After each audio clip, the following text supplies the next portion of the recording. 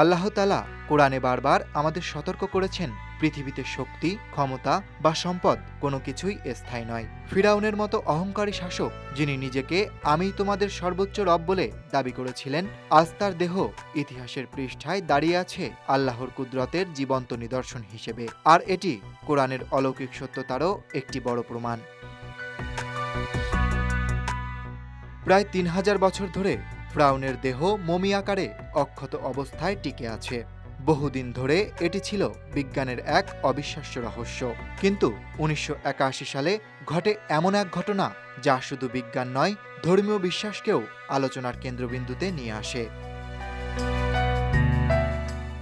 সেই বছর ফ্রান্সের তৎকালীন প্রেসিডেন্ট মিশর সরকারকে অনুরোধ জানান ফিরআউনের মমি গবেষণার জন্য ফ্রান্সে পাঠাতে।